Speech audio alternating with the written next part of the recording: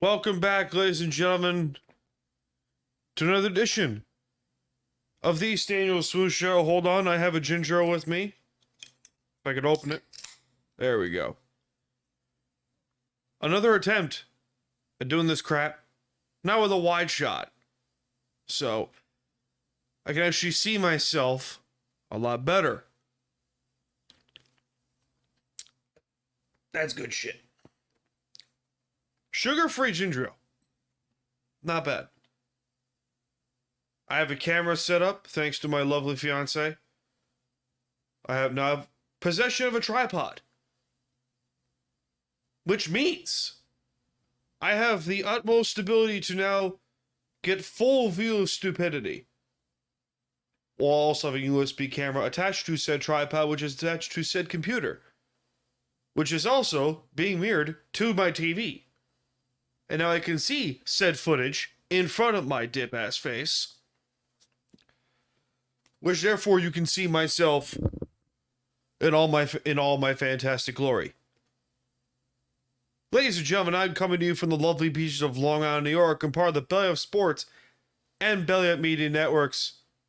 I am Staniel Smooth, and this is the Staniel Smooth Show, a new, hopefully, and I mean hopefully, possibly a new daily show dedicated to full-blown stupidity, full-blown nonsense, sports, wrestling, movies, music, whatever the hell you want to talk about, I got you.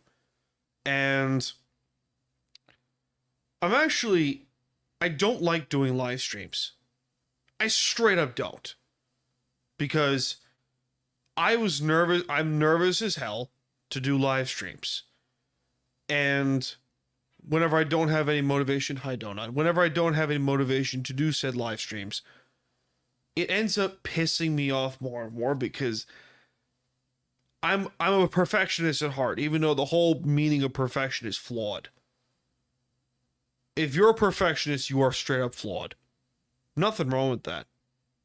We have our moments, you know. If you're watching on YouTube or Facebook Live, appreciate you for tuning in. And you might be wondering, Dan, why the hell are you wearing glasses? You never wear glasses. For those who've known me well, I haven't worn glasses since the time I was a wee little child. In my Harry Potter phase, as my mama would say. As Mama Smooth would say. But I'll tell you why. So every now and then I happen to deal with migraines. You know, very, very little. Nothing too crazy. Just every so often, for some reason, 3 microphones were going at the same time. I completely forgot I had 3 microphones plugged in. Well, stupid me. Where's that button? That's the wrong button.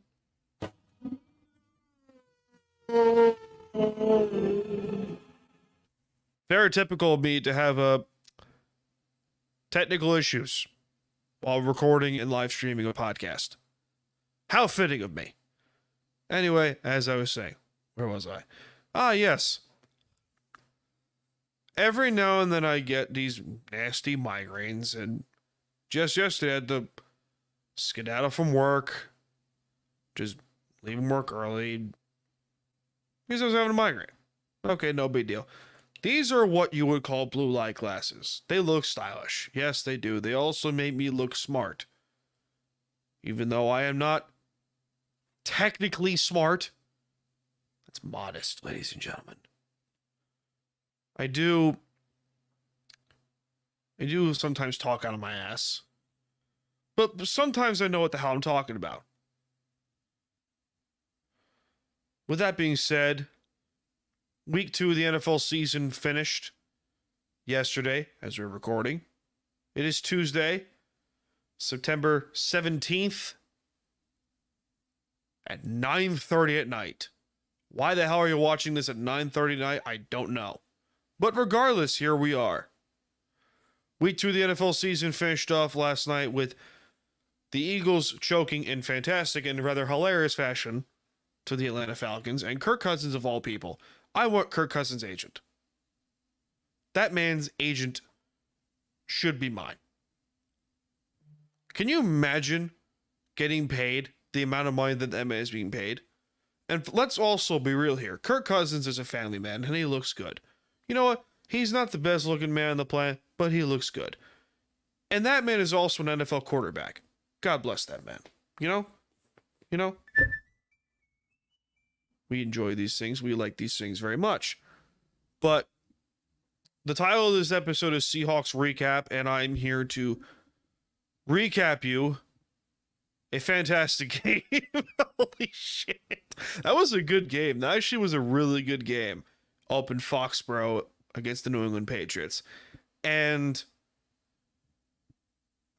Gino was dealing. Gino was straight up dealing that night. It wasn't your prototypical freezing ass cold day up in Foxborough. But also, let's understand that this is not your grandfather's Patriots. You know, with Bill Belichick and those great defenses back in the day. Ooh, and the refs. This is Gerard Mayo's New England Patriots with clean ass uniforms. I do prefer the old ones during the dynasty years, but that's just me. My opinion does not matter. But nevertheless, Geno Smith was dealing.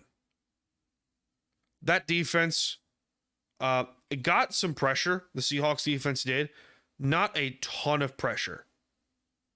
They did have a couple sacks on Jacoby Brissett, the Patriots quarterback. But at the same point, this is also week 2. So we have no idea how this season is going to play out. No idea. I have no clue. If I had a sliver of an idea how this season would play out for the Seahawks, I would say undefeated season, let's go. But I know that won't happen. How do I know this? I don't. I'm what you would call a smartass, but I am also someone who could follow up by saying this. Or, here's another idea that's going to be very controversial. You could shut the fuck up. I could just shut the fuck up, but I won't. Because this is not what you're here for. You're here for me to ramble your ears off. Because that is what I do best. I ramble. For God's sakes, I love doing it. As I said before, Gino was dealing. The Seahawks won a close game in overtime, 23-20 over the New England Patriots. Devin Witherspoon did not have a good game for the Seahawks. A lot of penalties on his end. Seahawks also didn't get a lot of takeaways. They didn't get any takeaways at all. But if you... I thought they were going to lose this game. Halfway through the fourth quarter, I said, yeah, you know what? This is a good this is an upcoming Patriots team, an upstart team. New England's going to be here for a while. New England won't be, they won't be the Chiefs. They're not going to blow your doors off. They're going to get you, 20, 23 points on offense and, probably surrender 16 or 17. And they'll win maybe 5, 6 games. But at the same point, they have progress. We like progress. Progress is good. Where's the other buttons? This is a new soundboard I'm trying out, so.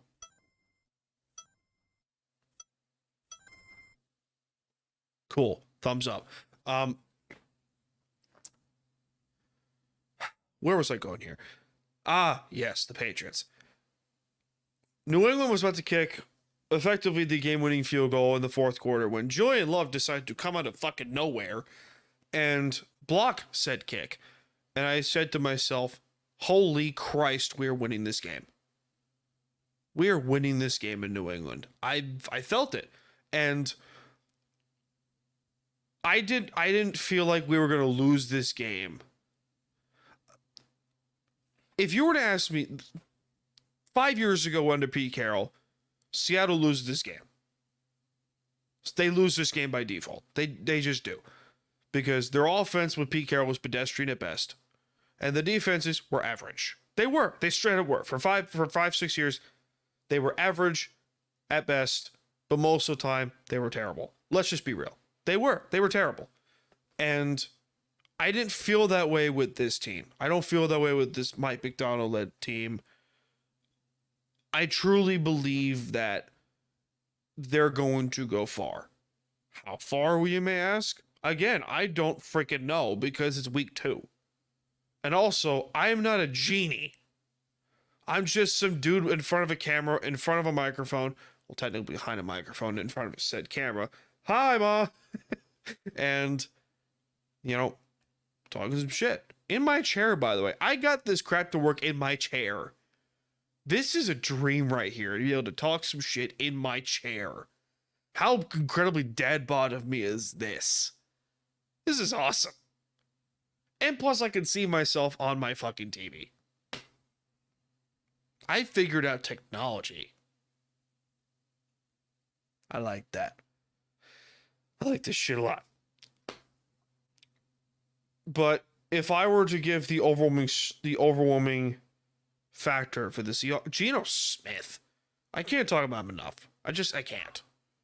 And Geno won this game. Geno straight up won this game. I just gave some Jet fans PTSD. Full of nonsense. Geno Smith with the Jets was inconsistent at best. He was. He straight up was. You got Jet fans complaining and stuff like that. It's like, oh, Geno can't do this. There are Seahawk fans out there on Twitter that'll say, oh, Geno Smith this, Geno Smith that. He can't do this. He can't lead a football team. Screw you. Screw you. Sometimes you're wrong. How shocking is that?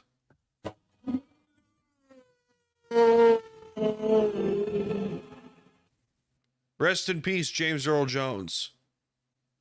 You will now. I can't play that sound yet. I can't play the Undertaker sound. I can't play it yet. I have no need to. You know what's been pissing me off lately? And this is gonna where the old man in me comes out. I'm not even that old. I'm really not. I'm close to 30, but I'm not that old. Is genuine music, hardcore music fans, particularly of Linkin Park. If you are a fan of Linkin Park, and you might probably know where I'm going to go with this. Emily Armstrong is the new lead singer to Linkin Park. After Chester Bennington, tragically of course, took his own life. And Linkin Park was essentially on hiatus for 6 years? How long has it been? Hey, Donna, how long has it been? I don't know. But the hardcore fans of Linkin Park are like, this is bullshit. This is stupid. We don't appreciate this and blah, blah, blah. Cancel culture. Is it still good music? Sure.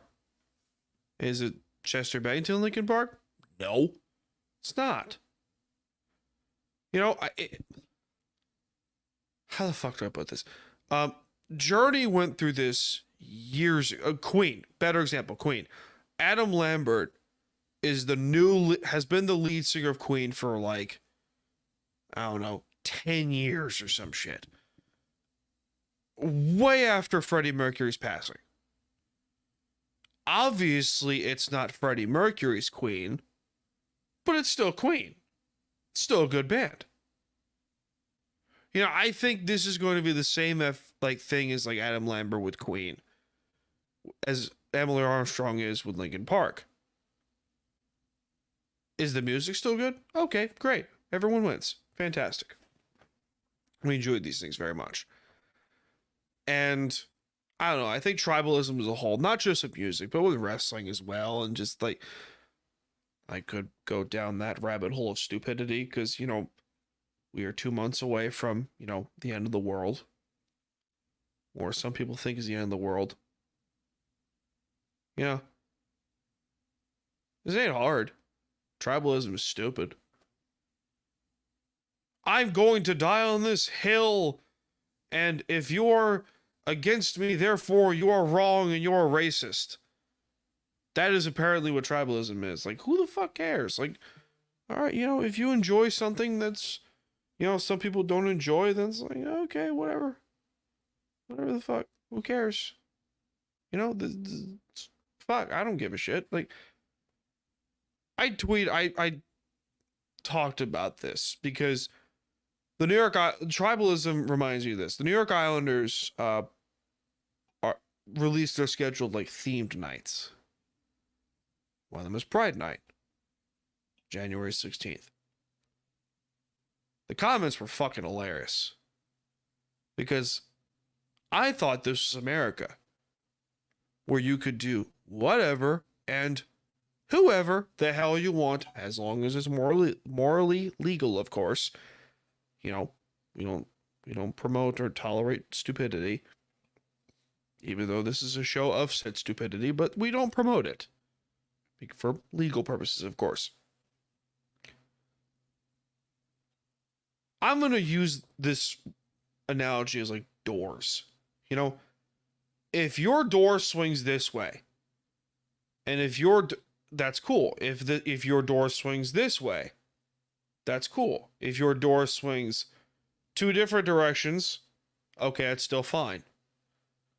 If your door swings, multiple directions at once, then, still who the fuck cares?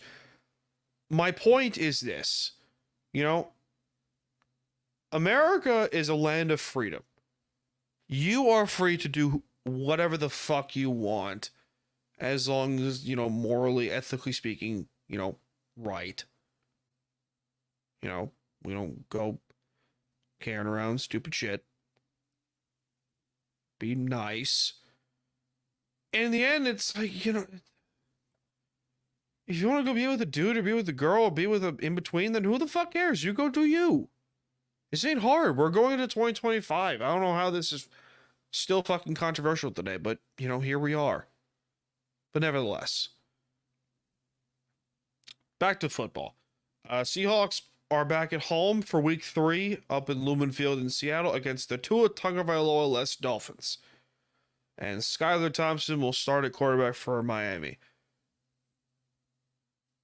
I want to get to Tua, and I'll probably talk about this next show in further detail, but I will say this. Tua should retire.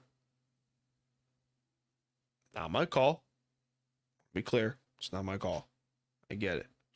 It's not. It's flat out not my call.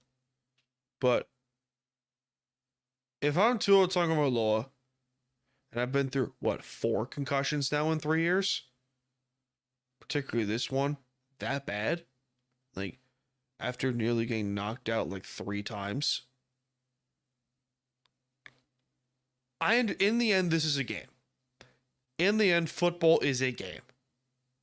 And you don't have to play for the rest of your life. We know these things. I mean, you don't want to be Ric Flair where you're wrestling at 70.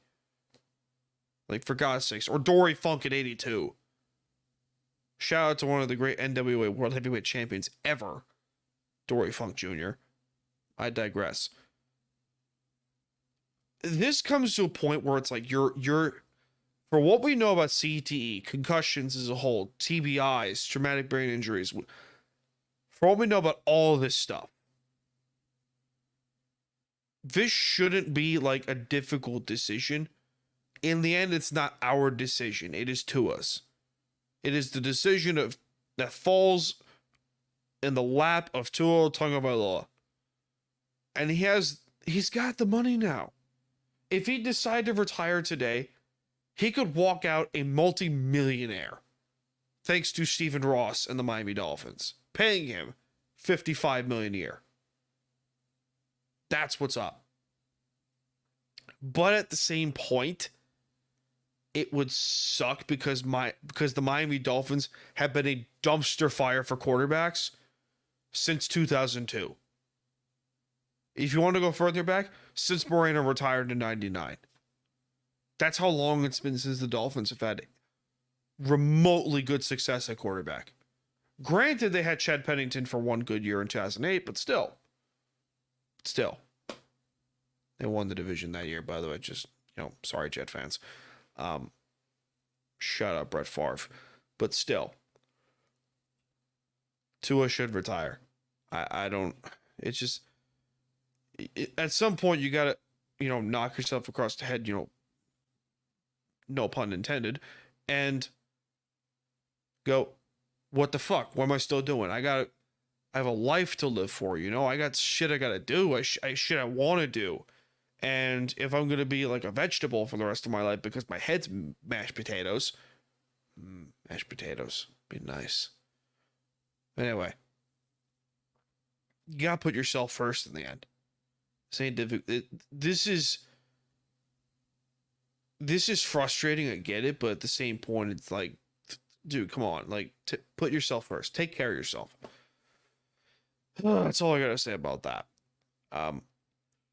And also, for those who are willing to put the blame card and play the blame game, there's no really direct person you can blame here.